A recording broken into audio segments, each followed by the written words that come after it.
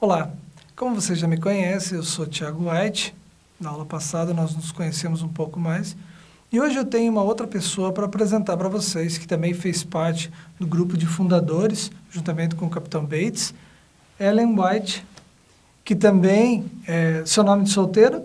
Ellen Gold Harmon. Muito bem. Ellen, você nasceu quando, onde? Conte para nós um pouquinho da sua história. Bem, eu nasci na cidade do Gorham, no estado do Maine, Estados Unidos, no dia 26 de novembro de 1827.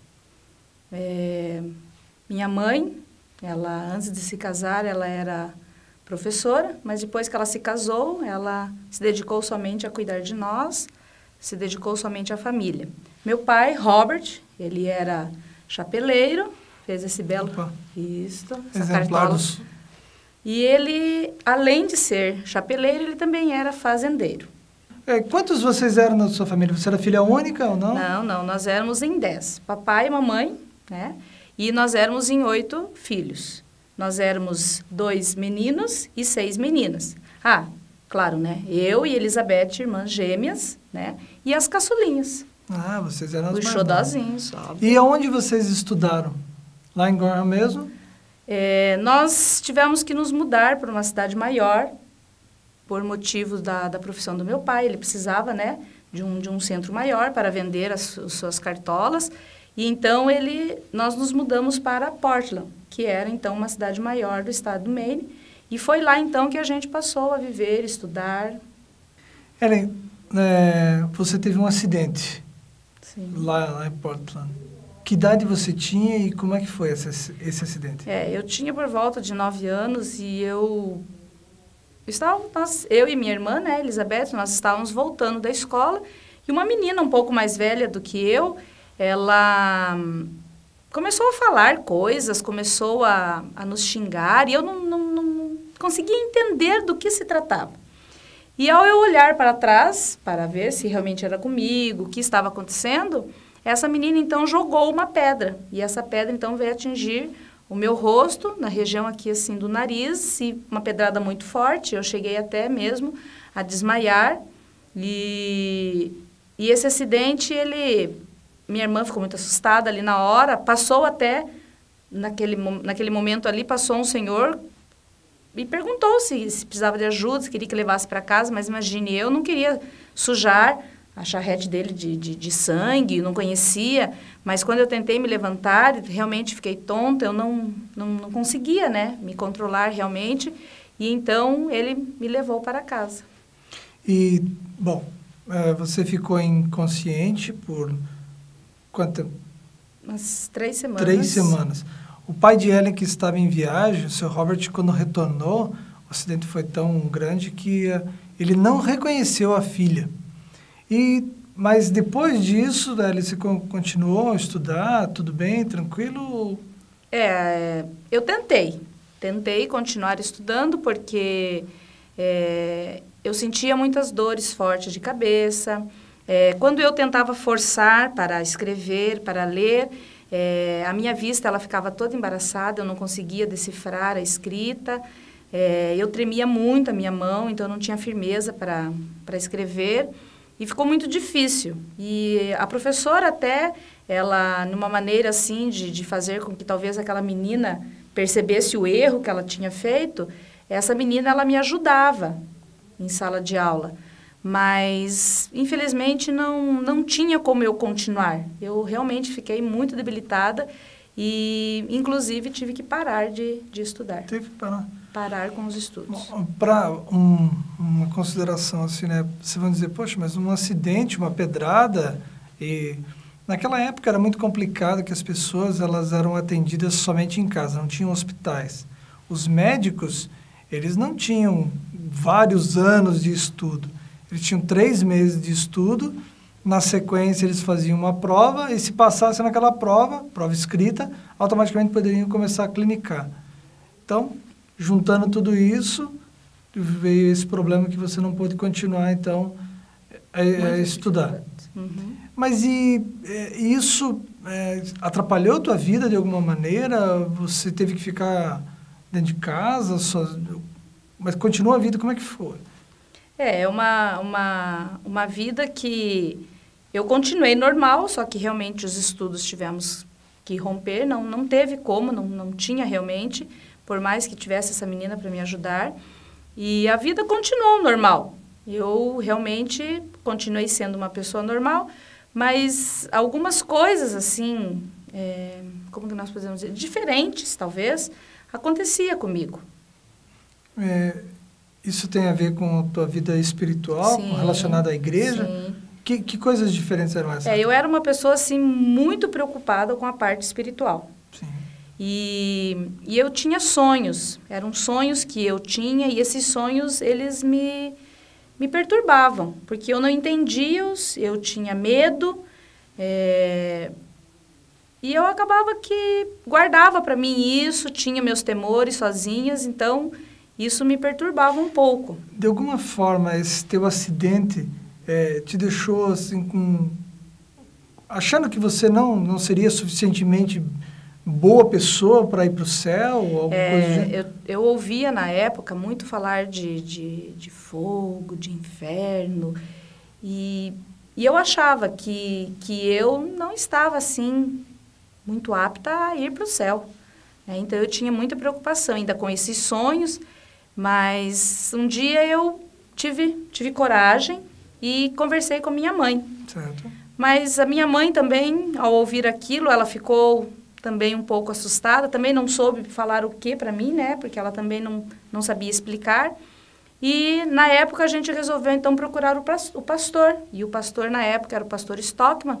E nós fomos, então, conversar com ele. Você fazia parte, nessa época, da Igreja Metodista. Da Igreja Metodista, nós éramos todos. E o que o pastor Stockman disse para você? Ao eu contar para ele que um dos sonhos que eu tinha era quando um sonho que eu vi o povo de Deus, né, no céu, e o outro sonho, o qual Jesus, né, eu sempre via Jesus e ele colocava a mão no meu ombro. Eu estava sentada em uma pedra, em um campo, e Jesus vinha e colocava a mão no meu ombro e dizia para que eu não temesse, que eu não precisava ter medo. E ao eu falar isso para o pastor, ele simplesmente falou assim: você é tão pequenina, Ellen, e isso vem de Deus, e você tem uma missão, Deus tem uma missão para você. E quando o pastor falou assim, eu me senti aliviada, porque se vem de Deus, eu não preciso ter medo, né? Então, foi muito bom ter conversado com o pastor, porque assim ele me confortou. Bom, e dentro dessa tua experiência religiosa, Ellen, você teve mais uma, vamos chamar assim, situação pitoresca, porque na Igreja Metodista você foi batizado aos 12 anos, pelo processo normal, mas aos 16, num congresso lá na Baía de Casco, você solicitou que fosse batizada por imersão, por solicitação tua, porque você sentia que algo precisava ser diferente na tua vida, por isso o processo de imersão? Nós nessa época, nós ouvíamos a pregação de uma pessoa que para nós foi muito importante na época, que foi Guilherme Miller, e ao escutarmos ele, ao estudarmos, eu senti a necessidade de que o meu batismo fosse por imersão. Então, foi a meu pedido, por mais que eu já era batizada, a meu pedido realmente, então, nesse congresso eu fui batizada por imersão, mas na Igreja Metodista ainda. Miller não era batista, nem metodista. Não. Então, Miller, vocês aceitaram os ensinos de Miller com respeito à segunda volta de Jesus e tudo mais, mas isso acho que provocou alguns problemas para vocês lá na igreja.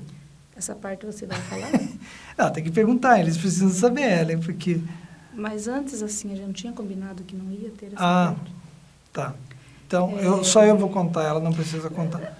Não, nem eu, você, a gente pode... Pular? Vamos para agora eu já falei para eles, agora eles ficaram curiosos por saber. Não é tua família, né? Conta. Conta. Então, a família de Ellen, por estar ouvindo as pregações de Miller, está seguindo, então ela foi convidada a se retirar da Igreja Metodista. Pode dizer expulsa, já contou tudo, já foi retirada. Não, vocês foram convidados a se retirar, mas seu pai disse que não. Continuamos disse que ia continuar ali. Sim, era a nossa religião, só porque algumas coisas assim não estava não estava combinando, a gente estava falando, olha, não é bem assim, né? E o pastor não é assim e tal.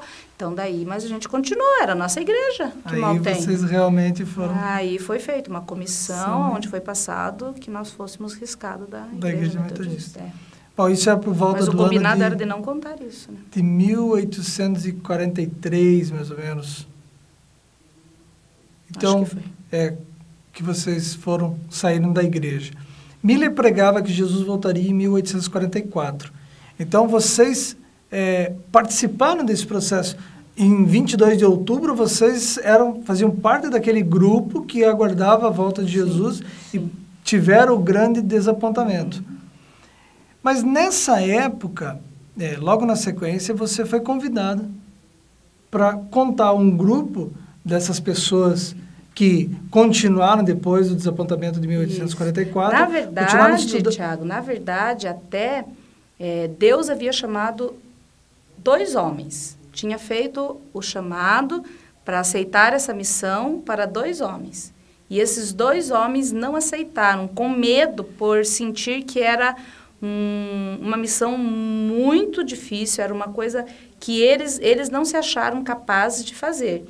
E aí, então, eu fui chamada, né, por Deus e eu aceitei, né, até talvez mesmo pelas minhas debilidades, as deficiências que eu fiquei, né, uma maneira de eu estar me aproximando de Deus, eu sentia necessidade de estar próximo de Deus, né. Então, aí, nesse congresso, então, eu fui convidada a falar. Essas pessoas, você lembra o nome das pessoas que foram chamadas antes? William Foy e Hazen Foss. Isso, foram os dois chamados antes. E esses homens, eles estavam nesse congresso. E quando eu falava nesse congresso para as pessoas, eles falaram que eles haviam recebido também esse chamado de Deus e eles não aceitaram e eles assim puderam, talvez assim, assinar embaixo, né, aquilo que eu falava, que eles então... Bom, Ellen, você depois de 44, você recebeu uma visão de Deus, a sua primeira visão. Do que tratava essa visão? A minha primeira visão, ela mostrava um caminho estreito que conduzia a Deus e pessoas andavam nesse caminho e algumas pessoas que tiravam o seu olhar de Jesus, elas acabavam caindo, ficando, né, pelo caminho, e pessoas que continuavam firme com o seu olhar em Cristo, elas então chegavam, né, até perto de Cristo.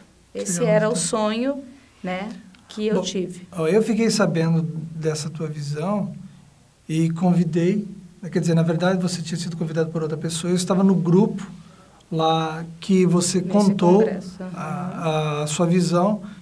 E eu confesso que acreditei que você foi realmente inspirada por Deus desde o primeiro momento.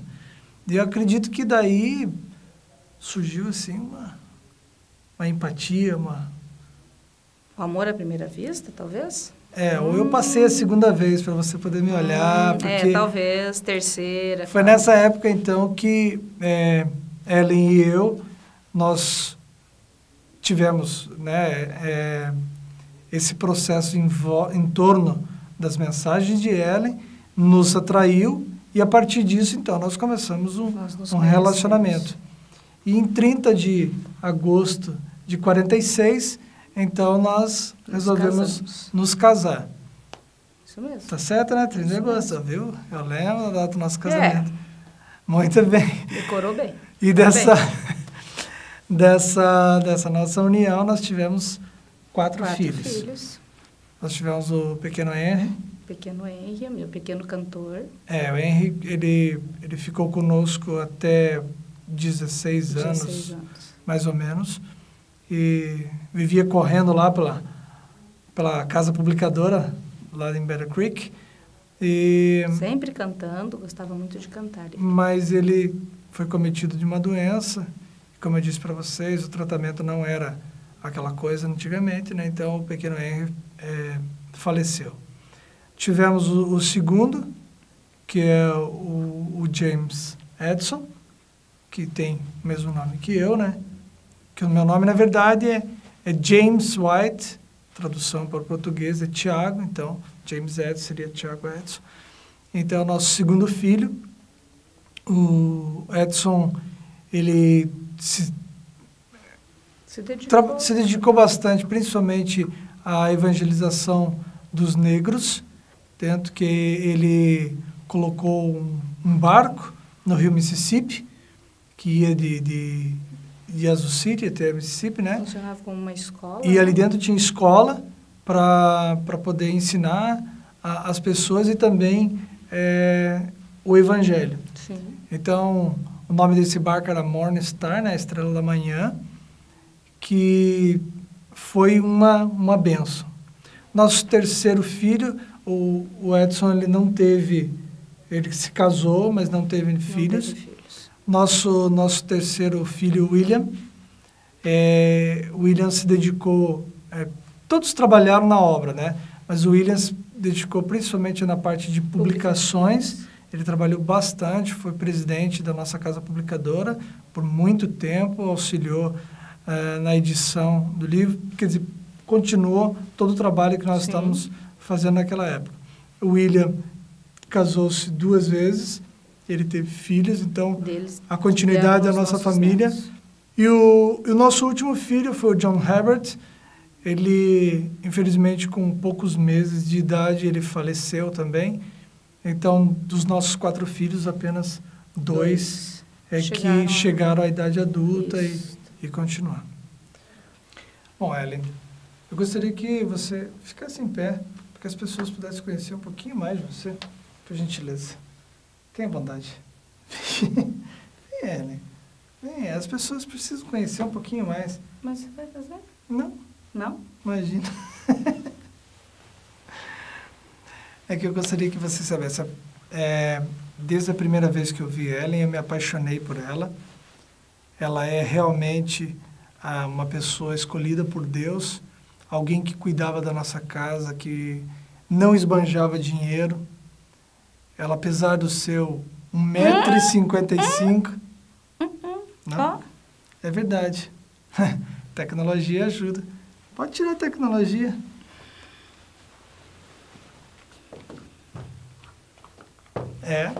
Que eu disse, 1,55 m, mas era uma grande mulher. Realmente, ela sempre... Agora é tua vez. Ajudou. Que minha vez. Tira a sua tecnologia. Mas tirar meu sapato? Tira sua tecnologia. Tira. Tira. Tira. Pois é. Realmente... Põe. Tá bom. Põe. Põe a sua e eu ponho a minha. Vai. Ok.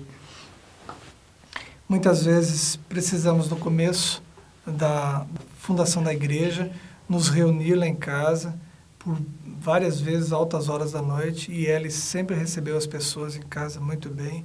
Ela sempre, depois de receber as instruções de Deus a respeito de saúde, regime alimentar, ela sempre tinha uma horta em casa para termos ali verduras frescas, deixava a casa arejada, luz solar.